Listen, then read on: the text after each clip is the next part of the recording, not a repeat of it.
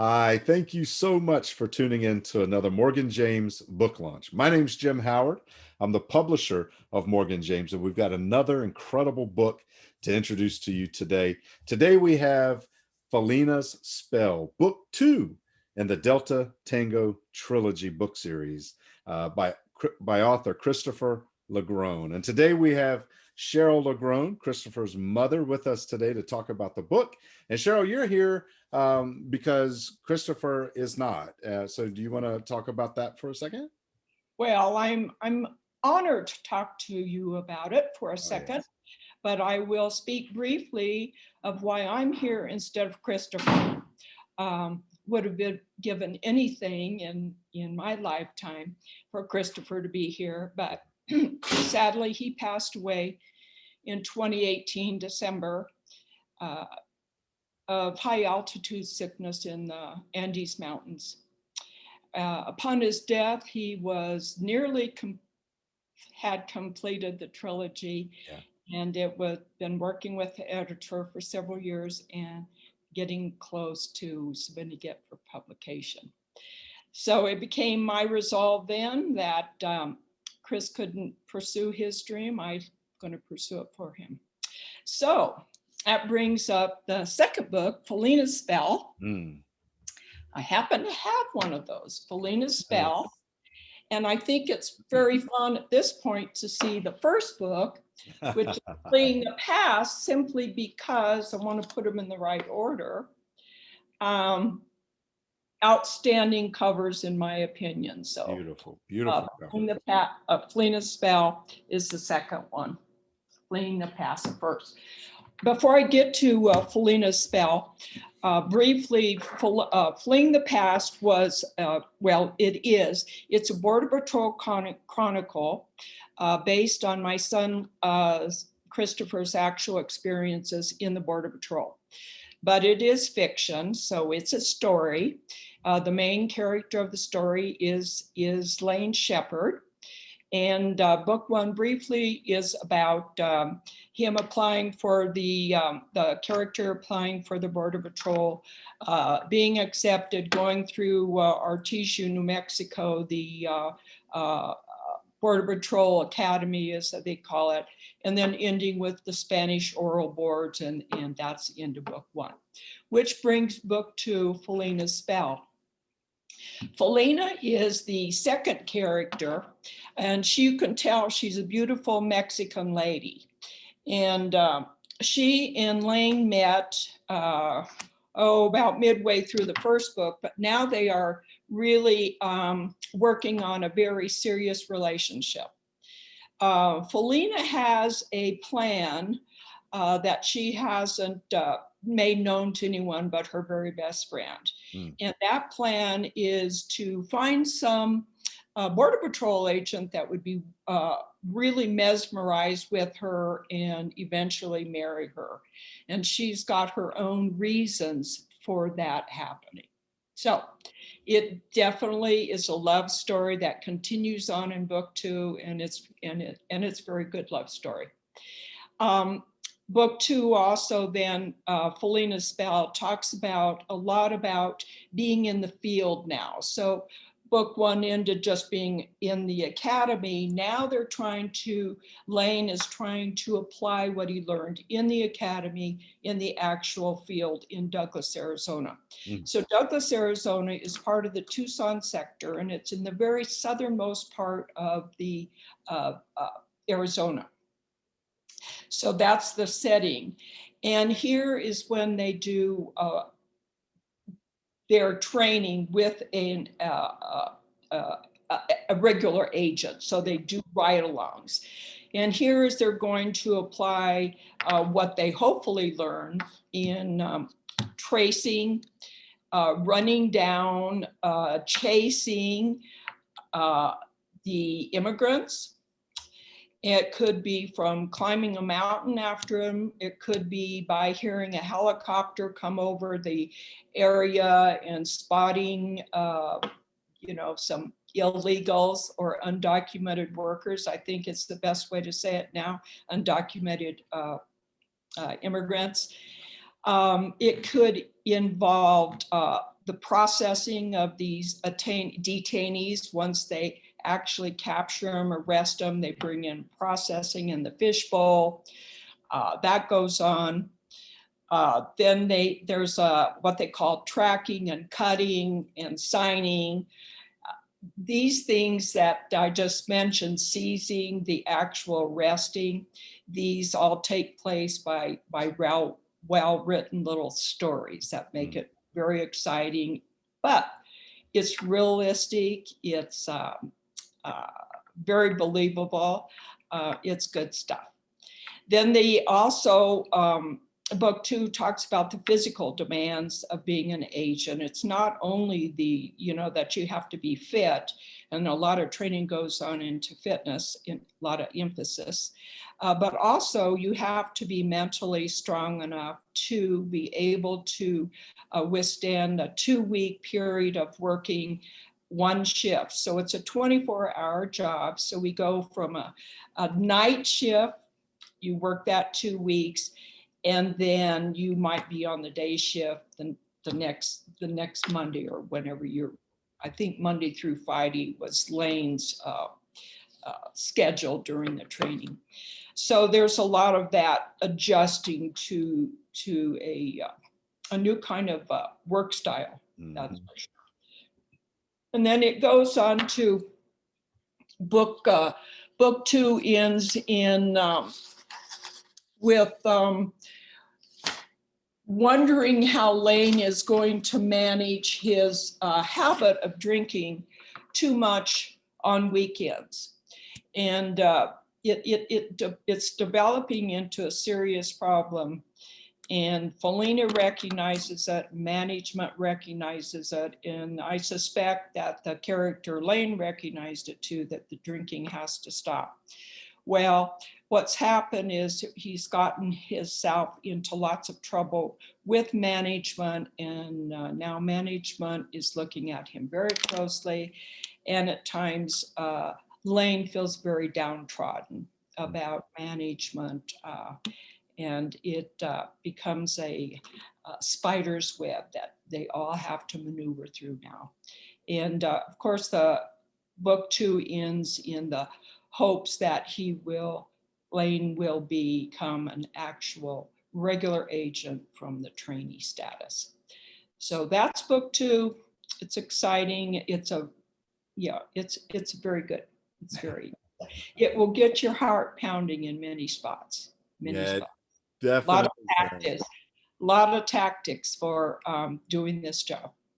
No doubt. And it's such a this whole series is such a great insight to an occupation that we hear a lot about, but we don't always know a lot about. So, the Border Patrol and what it takes to become a Border Patrol agent and what it entails, and all while life still exists. So it's all woven in there. And you share, Christopher was very good about sharing the details on the level that we can understand it, but feel the journey. And I think that that's what's really powerful about these books.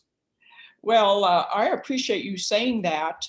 I was lucky enough to have some advanced review copies of Felinas Spell, and those copies were read fairly quickly, and I had some amazing comments, and very much what you just said. One of the comments was specifically, I'm paraphrasing, but was talked about the descriptive, detailed language that the author has written, that this person felt like I was on night patrol with him.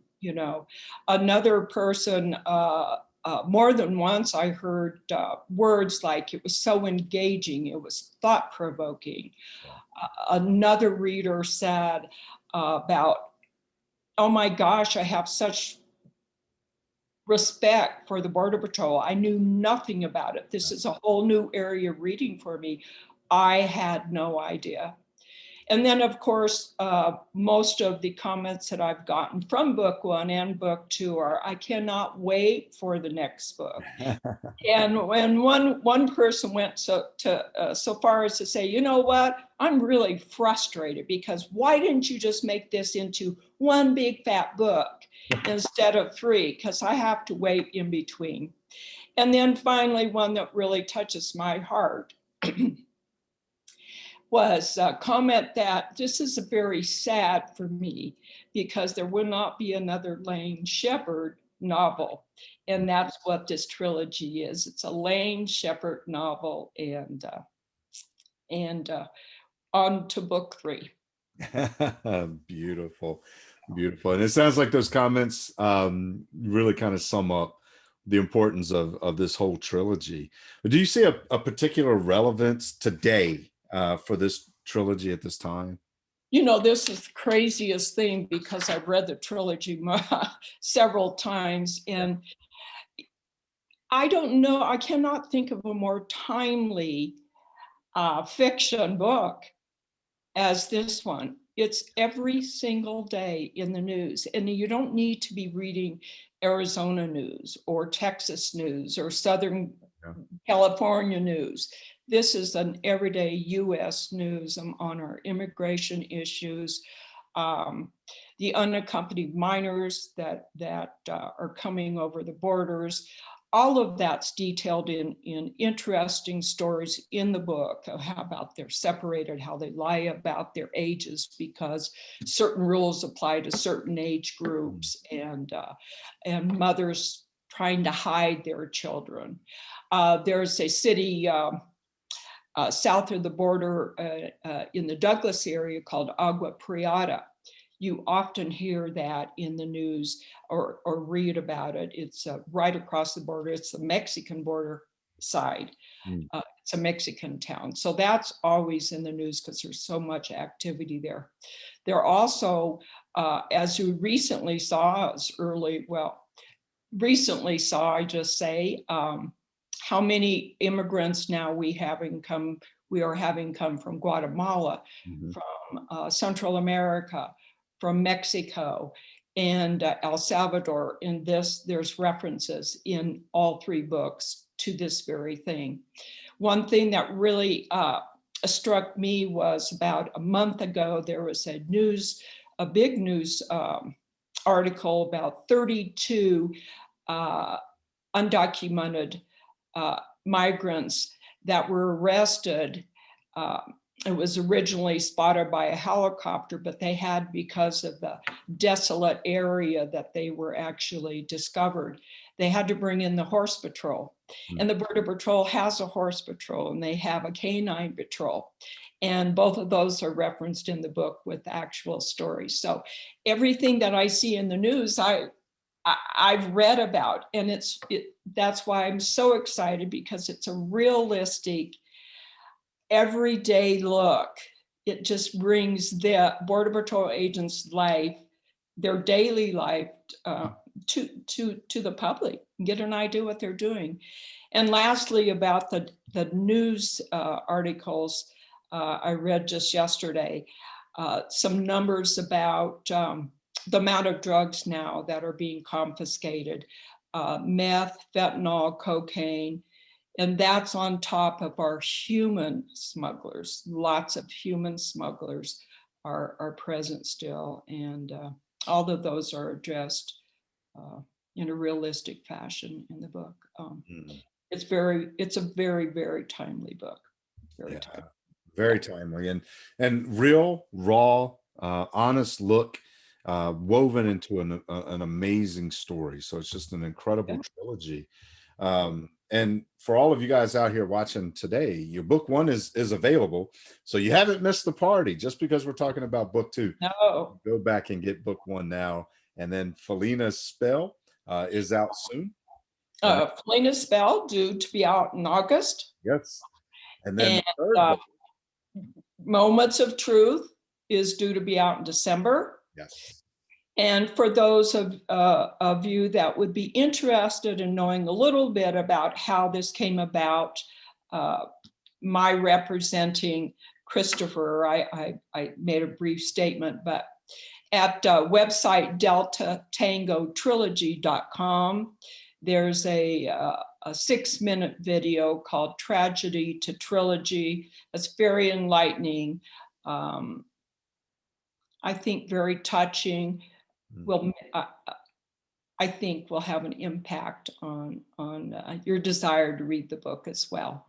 So deltatangotrilogy.com, and I'm on, I have a Facebook account, Delta Tango Trilogy, and then a Instagram under Cheryl LaGrone.